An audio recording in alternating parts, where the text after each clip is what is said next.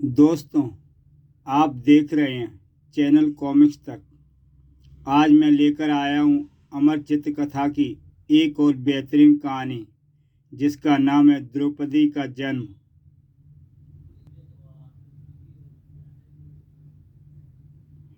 भीम के वक्त का वध कर देने के बाद हे राजन, पांडव एकाचक्र नगरी में वेदों का अध्ययन करते हुए दिन बिताते रहे।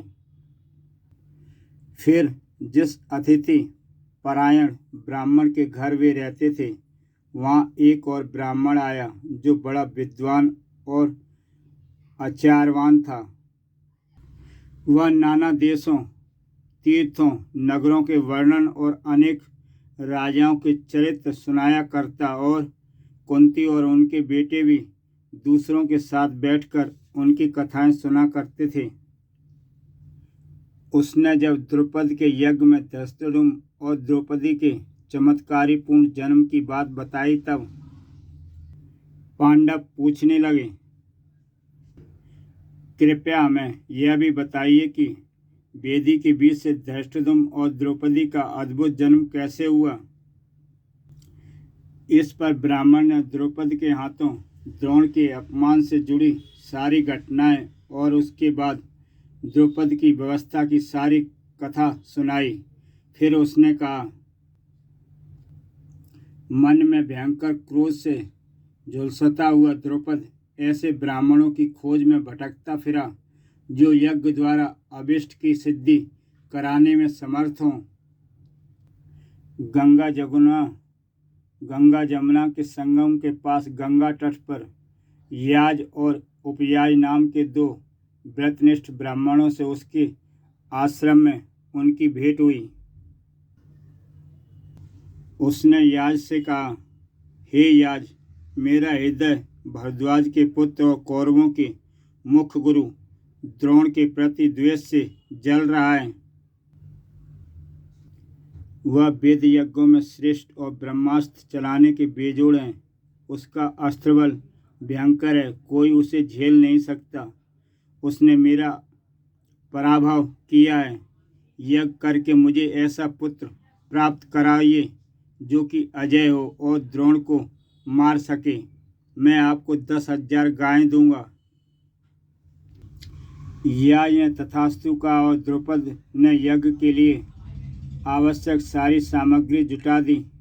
यज्ञ के अंत में याज ने द्रौपद को रानी से कहा, पृषत की बहू, यहाँ आओ, दो जुड़वा बच्चे तुम्हारे लिए उपस्थित हो रहे हैं।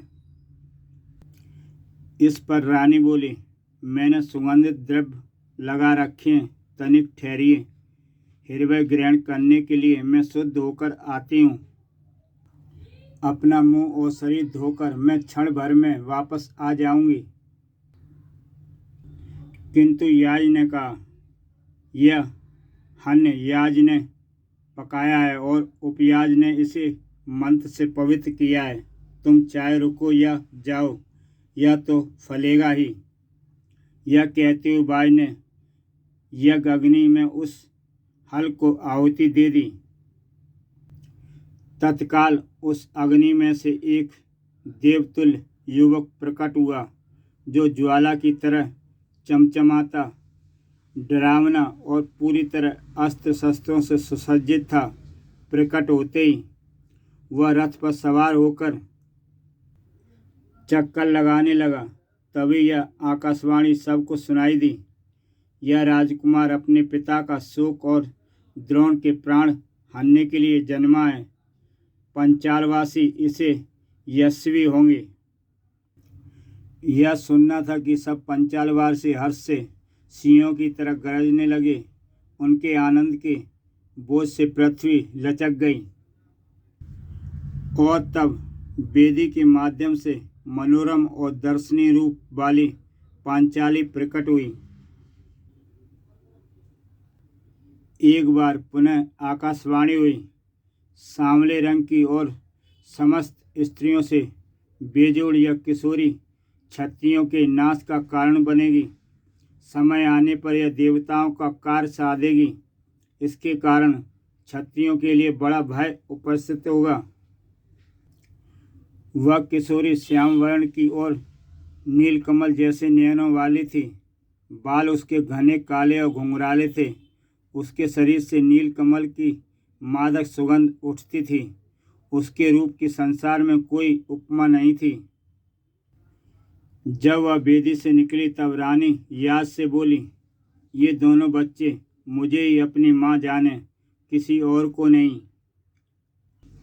याज ने तथास्तु कहकर अपनी ब्राह्मणों ने उन दोनों के नामकरण की बात सोची।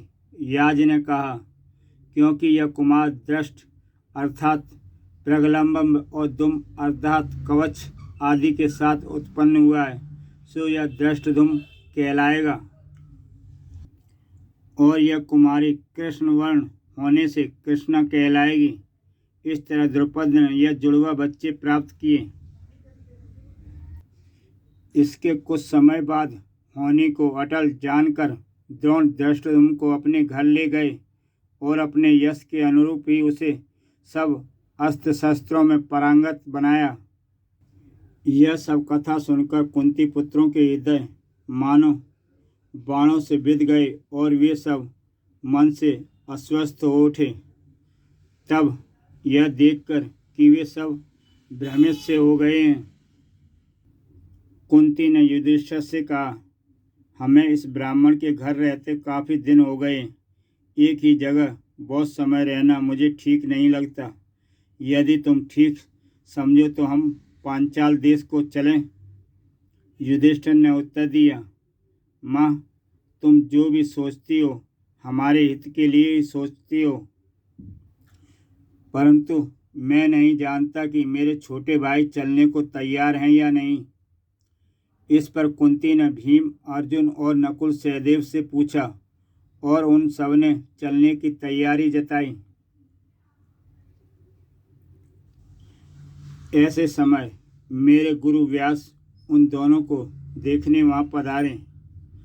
कुछ समय धर्म की बातें करने के महर्षि ने उन्हें विविध कथाएं सुनाई। फिर उनसे यह कहा, एक समय किसी तपोवन में एक ऋषि कन्या थी, बड़ी गुणवती और रूपवती, किंतु पूर्व जन्म के कर्मों के कारण उसे कोई पति नहीं मिल रहा था। तभी दुखी होकर उसने पति पाने के लिए तप किया। उसके तप से रिझकर शिव उसके सामने प्रकट हुए और बोले, हे बाले, मैं तुमसे प्रसन्न हूँ, जो भी वर चाहो मांगो। उसने शिव से सर्वगुण संपन्न पति मांगा, परंतु इसी एक प्रार्थना को वह कई बार दोहरा बैठी। इस पर शिव बोले, ठीक है, तुम्हें 5 पति मिलेंगे।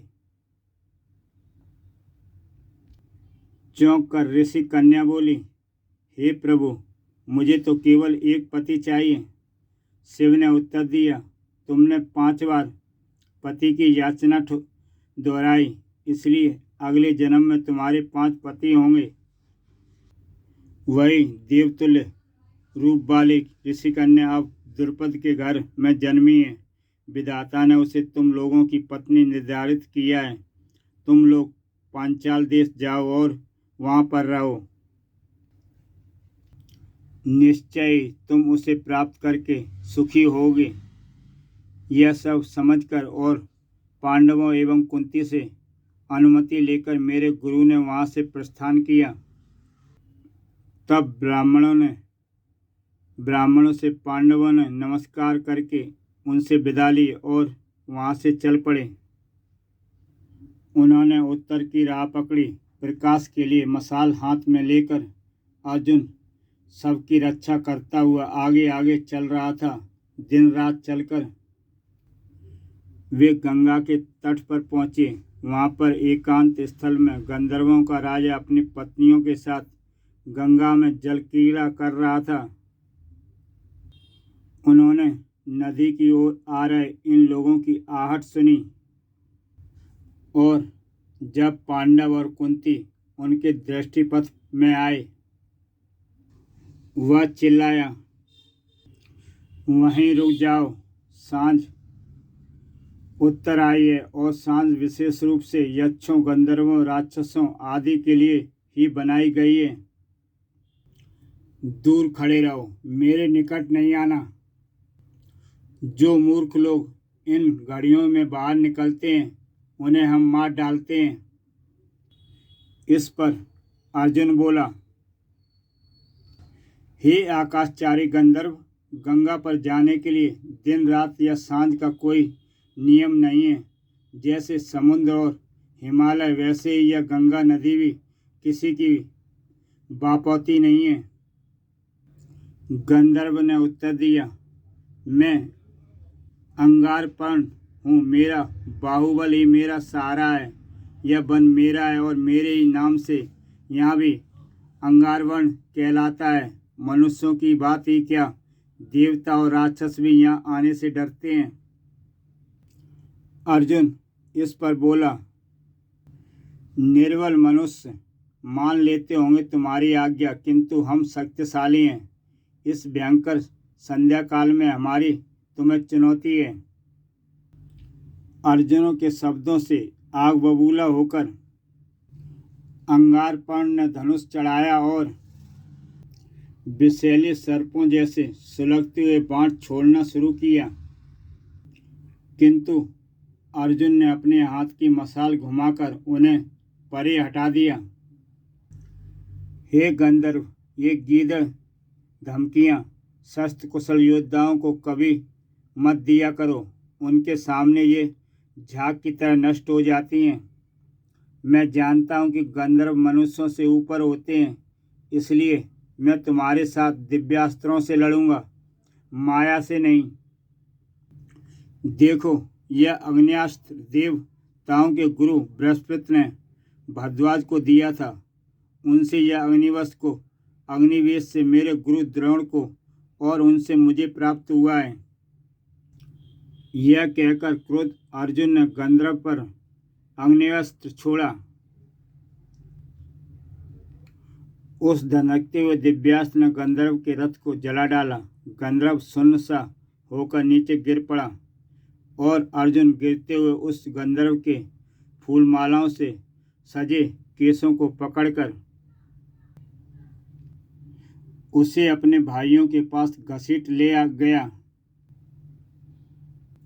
गंधर्व की पत्नी कुमिंसी ने तब अपने पति के प्राण बचाने के लिए युधिष्ठिर की शरण में आई और कहने लगी, महाराज रक्षा कीजिए, मेरे पति को बचाइए, मैं कुमिंसी आपकी शरणगत हूँ।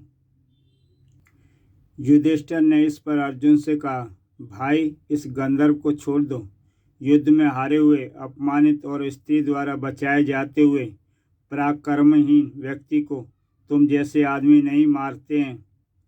तब अर्जुन ने गंधर्व से कहा, लो भाई, कुरुओं के राजा युधिष्ठिर तुम्हें अभयदान दे रहे हैं, सो अंगारवर्ण अपने प्राणों समेत अब यहाँ से सिधारो।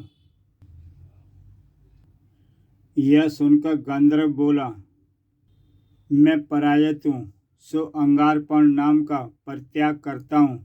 जब वैसा बल ही नहीं है तो केवल नाम से क्या लाभ। यह मेरा सौभाग्य है कि मेरी मुठभेड़ दिव्यास्त्र धारण करने वाले तुमसे हुई। अब मैं चाहता हूँ कि तुम्हें गंधर्वों की माया सिखाऊं। इस रहस्यमय विद्या को चाक्षु कहते हैं। इसकी सहायता से तुम तीनों लोकों में जो कुछ भी देखना चाहो उसे अपनी आंखों से देख सकोगे। इस विद्या के कारण हम गंधर्व मनुष्यों से बढ़कर और देवताओं के समान हैं। जो हारे हुए और लगभग शून्य हो चुके शत्रु को प्राणदान दे, वह भला किसी शुभ वस्तु का पात्र नहीं है। हे पुरुष श्रेष्ठ, मैं तुम्हें और तुम्हारे चारों भाइयों को गंधर्व देश में उपलब्ध 100 घोड़े देना चाहता हूँ। ये जब तुम चाहो उपस्थित होंगे और जो रंग या जो गति तुम चाहो उसे धारण करेंगे। मेरे ये दिव्यास्त्र घोड़े दिव्य गंध वाले हैं। ये कभी बूढ़े नहीं होंगे और ना ही इनका वेग कभी क्षीण होगा। ये मन की भांति तीव्र गति वाले हैं। किंतु अर्जुन बोला, हे गंधर्व, यह विद्या और ये घोड़े आदि वस्तुएं चाहे तुम प्रेम से दें, रहे हो या चाहे प्राणदान के कारण हम कृतज्ञ से, मैं इन्हें स्वीकार नहीं कर सकता। गंधर्व ने उत्तर दिया, सज्जनों से मिलाप सदा ही आनंददायक होता है। तुमने मुझे प्राणदान दिए, उससे प्रसन्न होकर मैं अपनी विद्या तुम्हें देना चाहता हूँ।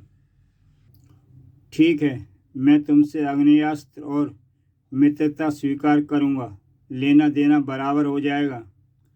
तब अर्जुन बोला, अच्छी बात है, तुम्हें आग्नेयास्त्र देकर उसके बदले में मैं घोड़े लूँगा। हे गंधर्व, हमारी मित्रता शाश्वत रहे। और मित्र, अब एक बात बताओ, यहाँ से गुजरते हुए हम वेद यज्ञों पर तुमने रात को आक्रमण क्यों किया? गंधर्व ने उत्तर दिया, जिसकी भुजाओं में बल हो, भला वह स्त्रियों के सामने अपना अपमान कभी सह सकता है? फिर तुम लोग हवन आदि धर्म कर्मों की अपेक्षा करते हुए बिना किसी पुरोहित के घूम रहे हो। अप्राप्त को पाने और प्राप्त की रक्षा करने के लिए राजा को गुणवान पुरोहित नियुक्त करना चाहिए।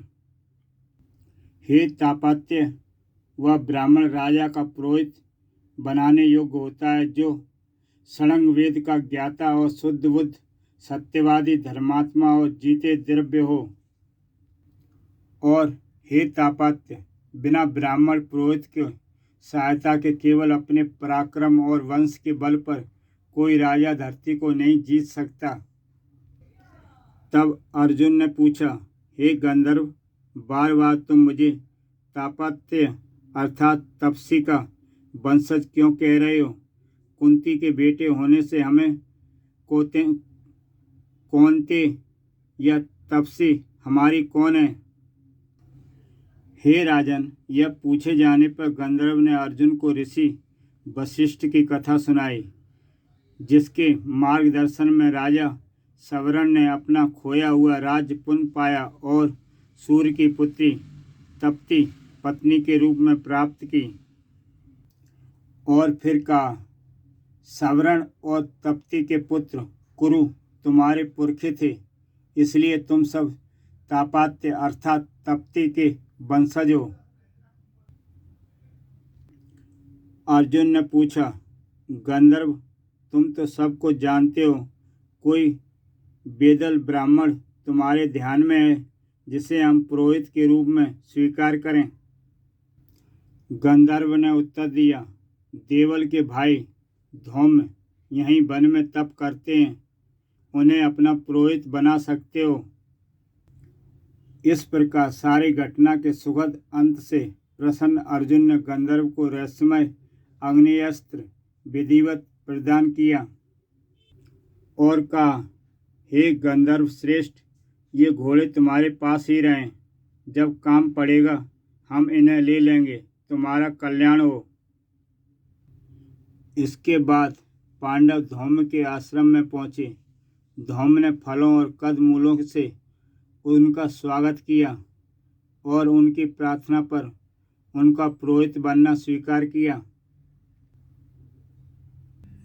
पांडवों को तब ऐसा प्रतीत हुआ कि मानो उन्हें अपना खोई हुई राज्य लक्ष्मी वापस मिल गई हो, और जैसे ही उन्होंने स्वयंवर में द्रौपदी को प्राप्त कर लिया हो। धौम्य को भी ऐसा प्रतीत हुआ कि बुद्धि, वीर्य, बल और उत्साह से युक्त और देवताओं जैसे दर्शनी पांडवों ने जैसे अपने सद्गुणों से अपना राज्य पुनः प्राप्त कर लिया हो। इसके बाद नरश्रेष्ठ पांडव अपनी माता और धौम्य के साथ पांचाल देश की राजकुमारी का स्वयंवर देखने वहां से चल पड़े। चलते चलते उन्हें रास्ते में ब्राह्मणों का एक झुंड जाता हुआ मिला।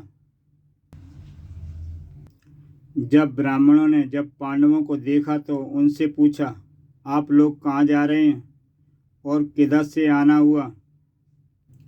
युधिष्ठिर ने उन्हें बताया, हम पांचों भाई हैं और अपनी माता के साथ हम एक चक्रा से आ रहे हैं।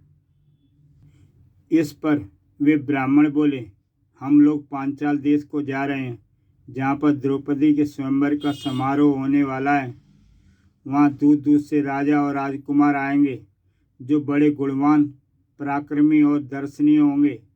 द्रौपदी का मन जीतने के लिए वे भरपूर धन, भोजन और गांव का दान करेंगे। यही नहीं, वहाँ पर तरह तरह के नट, नर्तक, गायक और पहलवान भी आएंगे। हो सकता है आपका यह हट्टा कट्टा भाई उन पहलवानों को पछाड़कर अच्छा पैसा कमा ले। चलिए सब साथ चलते हैं, स्वयंवर देखेंगे, दान दक्षिणा बटोरेंगे, फिर जहाँ जिसको जाना हो जाएगा। फिर आप सब तो देवताओं जैसे रूपवान हैं, कौन जाने द्रौपदी शायद आप लोगों में से ही किसी का वरण कर ले। ब्राह्मणों के वचन सुनकर युधिष्ठिर बोला, आपने बढ़िया बात कही, सब साथ ही चलकर स्वयंवर देखेंगे। और यह कहकर पांडव उन ब्राह्मणों के साथ राजा द्रुपद के राज्य दक्षिण पंचाल की ओर चल पड़े। रास्ते में पड़ने वाले रमणीय वनों और झीलों को देखते हुए और जगह जगह पड़ाव डालते हुए वे अंत में द्रुपद के नगर में आ पहुंचे। पहले तो उन्होंने पूरा नगर घूमकर देखा, छावनी देखी, फिर एक कुमार के घर पर पड़ाव डाला। वहाँ पर वे भिक्षा मांगकर ब्राह्मणों की तरह रहते थे। कोई भी नहीं जान पाया कि वे कौन हैं। इस प्रकार दोस्तों, ये कहानी यहीं समाप्त होती है। कहानी अच्छी लगी हो तो आप इस चैनल पर नए हो तो ये चैनल सब्सक्राइब करें कॉमिक्स तक और देखते रहिए एक से बढ़कर एक बेहतरीन कहानियाँ। तो दोस्तों फिर मिलते हैं एक नई कहानी के साथ।